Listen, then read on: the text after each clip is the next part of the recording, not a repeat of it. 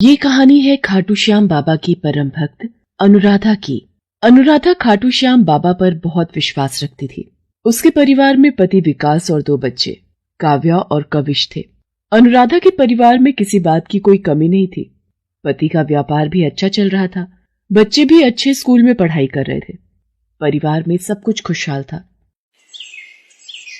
अनुराधा, तुम्हें पता है इस बार मुझे बिजनेस में बहुत अच्छा मुनाफा हुआ। तुम जानती नहीं हो, मैं कितने समय से एक ऑर्डर लेना चाहता था। वो तो मानो भगवान की ऐसी कृपा हुई कि मुझे ऑर्डर झटपट मिल गया। सुनो जी, ये सब तो हमारे खाटू श्याम जी की कृपा है। वो तो हारे का सहारा है। तुम ठीक कह रही हो अनुराधा। खाटू श्याम जी की कृपा से हमारे पास धन दौलत और पैसे की कोई कमी नहीं है। जय खाटू श्याम बाबा की। इसी तरह सब कुछ अच्छा चल रहा था, पर जैसे अनुराधा की खुशियों को किसी की नजर लगने वाली थी। एक दिन जब विकास अपने ऑफिस में था। मे आई कम इन सर? सर, मेरा नाम प्रिया है। मुझे पर्सनल असिस्टेंट के लिए 5 साल का एक्सपीरियंस है। इसी तरह विकास और प्रिया बात कर रहे थे। विकास प्रिया को देखते ही ऑफिस में नौकरी पर रख लेता है। धीरे धीरे प्रिया विकास के करीब आने लगती है। विकास को भी प्रिया का साथ अच्छा लगता है। विकास में बदलाव आना शुरू हो जाता है। वो अब अपने परिवार से ज्यादा प्रिया के साथ खुश रहता था। एक शाम। क्या हुआ विकास? आज तुमने आने में बहुत देर लगा दी। बच्चे तुम्हारा इंतजार करते करते सो गए। तुमने कहा था आज बच्चों को मूवी दिखाने ले जाओगे। तुम क्या समझती हो, मैं सारा दिन खाली बैठा रहता हूँ। ऑफिस में मुझे कोई काम नहीं होता। मेरे से इतने सवाल जवाब कर रही हो। मैं अकेला कमाने वाला हूँ, नहीं जा सकता था इसलिए नहीं आया। तुम्हें तो हर समय बस यही रहता है कि बच्चों को घुमाना, घर में पड़े रहना। काम धंधा छोड़ देता हूँ। विकास, तुम तो इतना ज्यादा गुस्सा करने लग गए। मैंने तो एक छोटी सी ही बात कही थी। तुम इतना बदलते क्यों जा रहे हो? मेरे पास इतना समय नहीं है तुम्हारी फालतू बातों का जवाब देने के लिए। मैं सोने जा रहा हूँ, मुझे नींद आ रही है। विकास, खाना तो खा लेते। मैंने भी कुछ नहीं खाया है। मैं खाना खाकर आया हूँ, मुझे भूख नहीं है। अनुराधा की आंखों में आंसू आ जाते हैं। वो रोने लगती है। अब तो रोजाना ही ऐसा होने लगा था। विकास के घर आने का कोई समय नहीं था। वो रात दिन घर से बाहर रहता था। इस बात को लेकर अनुराधा बहुत परेशान रहने लगी थी।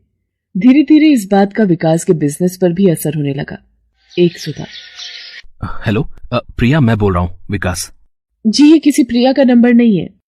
पर सुनिए तो, ये नंबर तो प्रिया के पास ही था। पिछले 1 हफ्ते से प्रिया मेरा फोन नहीं उठा रही। सर, सारे वर्कर इस महीने की तनख्वाह मांग रहे हैं। ये क्या, मेरे बैंक अकाउंट से 15 करोड़ रुपए निकाले गए हैं। ये किसका फोन आ रहा है? हेलो विकास, कैसे हो? अच्छा, मैंने तुम्हारे बैंक अकाउंट से 15 करोड़ रुपए निकाल लिए हैं। मैं इंडिया छोड़कर जा रही हूँ। अब तुम मुझे ढूंढ नहीं पाओगे। Bye bye. हे भगवान, ये क्या हो गया? मैं तो बर्बाद हो गया। प्रिया विकास को चकमा देकर और उसके पैसे लेकर भाग जाती है। विकास घाटे में आ जाता है। वो अपने वर्कर्स को भी तनख्वाह नहीं दे पाता। विकास इतना मजबूर हो चुका था कि घर में खाने के लाले पड़ने लगते हैं। बच्चों की स्कूल की फीस भी नहीं भर पाता। वो हर तरफ से हार चुका था।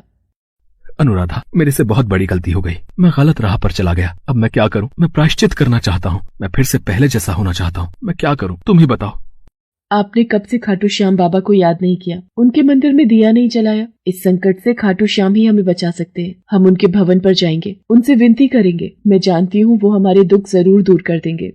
तुम ठीक कह रही हो अनुराधा। मैं कैसे भूल गया था। खाटू श्याम तो हारे का सहारा है। हम उनके दर्शन को जाएंगे अनुराधा। पर मैं टिकट के पैसे कहाँ से लाऊंगा? किससे मांगूंगा? किस मुंह से कहूंगा कि मैंने अपना घर खुद उजाड़ दिया? मैंने एक लड़की के चक्कर में आकर अपने आप को कंगाल बना लिया। लोग मेरे ऊपर थूकेंगे अनुराधा। आप चिंता मत करो, हम किसी से कुछ नहीं मांगेंगे। मेरे पास ये सोने की चूड़ी है, मैं इसे बेचकर पैसे लेकर आती हूँ। फिर आप टिकट करवा देना। विकास फूट फूट कर रोने लगता है। उसने सचमुच बहुत बड़ी गलती कर दी थी। अनुराधा अपनी सोने की चूड़ी बेच देती है और उसके बाद विकास खाटू श्याम बाबा का नाम जपता हुआ अनुराधा और बच्चों के साथ बस में खाटू श्याम मंदिर पहुंचता है। फाल्गुन का महीना था। वहां पर भक्तों की बहुत भीड़ थी। विकास खाटू श्याम बाबा को पुकारने लगा और अचानक ठोकर खाकर गिर पड़ा। खाटू श्याम बाबा, मुझे माफ कर दो। मैं अपनी गलती का प्रायश्चित करना चाहता हूँ। मैं राह भटक गया था बाबा।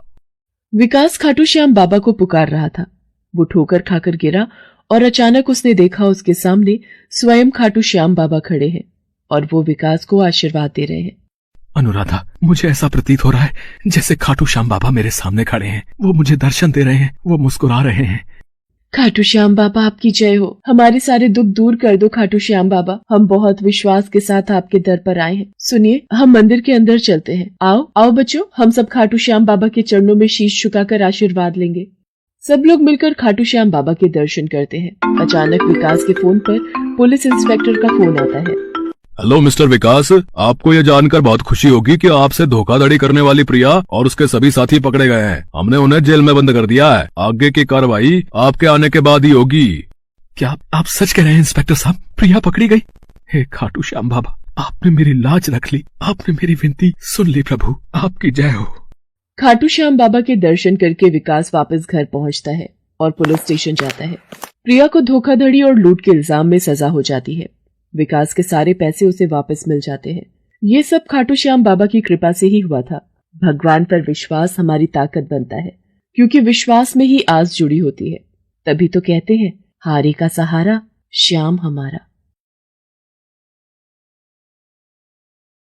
तारा भोज की कथा। बहुत पहले एक राजा थे। उस राजा की एक बेटी थी। राजा हर वर्ष कार्तिक माह में उपवास और स्नान करता है। एक बार उसकी बेटी ने अपने पिताजी से कहा, पिताजी, इस बार कार्तिक स्नान में हम लोग तारा भोज का व्रत करेंगे। राजा ने राजकुमारी की बात मान ली। राजकुमारी ने पूरी श्रद्धा से तारा भोज का व्रत रखा। जब कार्तिक मास पूरा होने को आया, राजकुमारी ने राजा से कहा, पिताजी, हमने तारा भोज किया है, इसलिए अब 9 लाख चांदी के तारों का दान करूंगी। राजा ने उसकी बात मान ली। उन्होंने उसी समय सुनार को बुलाकर कहा, राजकुमार ने कार्तिक माह में तारा पूजन किया है, उसके लिए 9 लाख तारे बनाकर दो, वो उन तारों का दान करेगी। सुनार ने राजा को हाँ तो कर दी, पर घर आकर वह बहुत चिंता में पड़ गया। उसकी पत्नी ने उसे चिंतित देखकर कारण पूछा। तब सुनार ने जवाब दिया, राजा ने मुझे 9 लाख तारे बनाने को कहा है। इतनी जल्दी इतने तारे बनाकर कैसे दूंगा? मुझे तो तारे बनाने भी नहीं आते। सुनार की पत्नी बोली, इसमें सोचने की क्या बात है? चांदी का गोल पतरा बनाकर उसमें गोल छोटे छोटे टुकड़े काट देना, छोटे छोटे तारे राजा को दे देना। सुनार ने अपनी पत्नी की बात मानकर तारे बनाकर राजा को दे दिए। राजकुमारी ने 9 लाख तारों का दान कर दिया। इस दान को देखकर भगवान का सिंहासन डगमगाने लगा। हरि ने अपने दूतों से कहा, जाओ और देखो कौन धर्मात्मा मेरे नाम पर टिका हुआ है। दूतों ने धरती पर जाकर देखा कि एक राजकुमारी चांदी के तारों का दान कर रही है। वह हरि के पास जाकर बोले, राजकुमारी बड़े नियम से तारा पूजन कर रही है। भगवान विष्णु ने उन्हें राजकुमारी को लाने का आदेश दिया। दूत राजकुमारी से जाकर बोले, भगवान ने तुम्हें बैकुंठ धाम बुलाया है। राजकुमारी आसानी से जाने को तैयार नहीं हुई। वह बोली, जिन लोगों ने तारा पूजन में मेरी सहायता की है, मैं उन सबको साथ लेकर जाऊंगी। दूत एक बड़ा विमान लेकर आए और सबको साथ लेकर चले। यह देखकर राजकुमारी के मन में अभिमान का भाव आ गया। उसने सोचा, मेरे तारा भोज करने से सबको बैकुंठ की प्राप्ति हो रही है।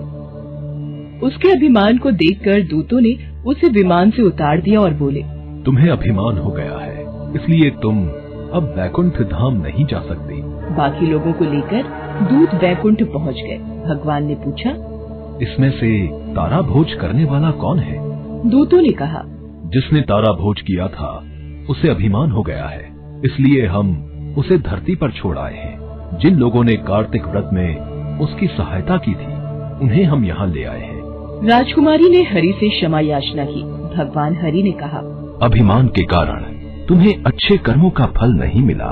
तुम फिर श्रद्धा पूर्वक तारा भोज करो, कार्तिक स्नान करो, तब तुम्हें वैकुंठ की प्राप्ति होगी। राजकुमारी ने फिर से श्रद्धा पूर्वक कार्तिक स्नान और तारा भोज व्रत किया।